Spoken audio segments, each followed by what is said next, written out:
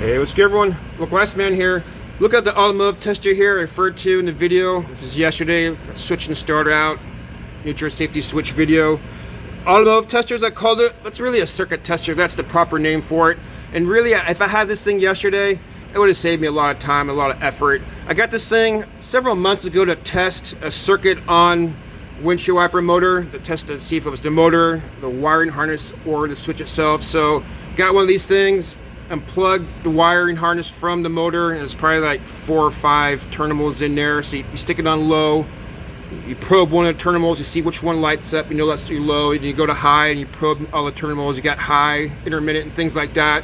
So I knew it wasn't the switch, wasn't the wiring harness, I knew it was the windshield wiper motor. Replaced that, good to go, definitely worth the few dollars. I bought this at Harbor Freight's, maybe like $4 or something, so definitely worth it.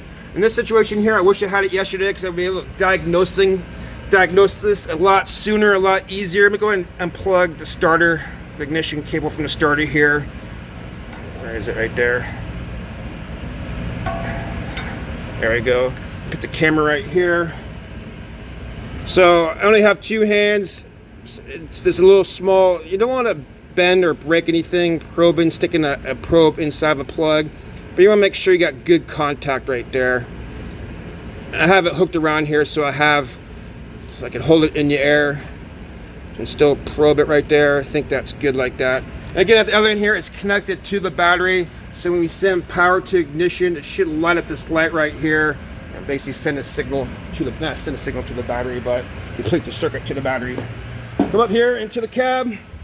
We're going to turn it on, fire your ignition up. You can see there, it's lighting up. So that's how you know your ignition switch is good. You would have to use a voltmeter on the battery to test if there's voltage, how much voltage you have to your battery, and if your alternator is going. But this would have saved me a lot of time yesterday. If I want to stick it into the, engage a neutral safety switch, so to say, in that scenario, and if I go to start it, see how it's not lighting up, that would have told me a whole lot yesterday that it's not the starter, it's not the battery, it's the ignition. Something wrong with the signal getting to the ignition. Turn this off right here.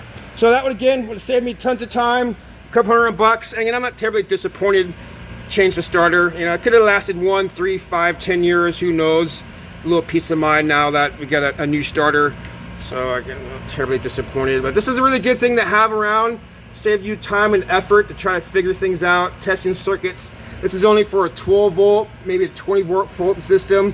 You wouldn't use this on high voltage, or not technically high voltage, but medium or high voltage, 112, 220, things like that, however, 120, however you want to say it. So this is a low voltage or DC 12 volt, 24 volt circuit tester. Great thing to have here. It's going to disconnect it from the battery, so don't ground anything out. Put that plug back there before we get going here. And nothing much to it. So again, pick yourselves up one. I think they're good to have, relatively cheap, either for yourself or for the shop here at the ice rink. Definitely, would save me some time and effort yesterday having, a $4 or $5 testing tool. So I'm not sure if I got too much more of this. Go throw some comments down there, because comments always make the channel better. That's all I got for you guys today. Thanks for watching. As always, hope you learned something. Like the localized man says, stay cool.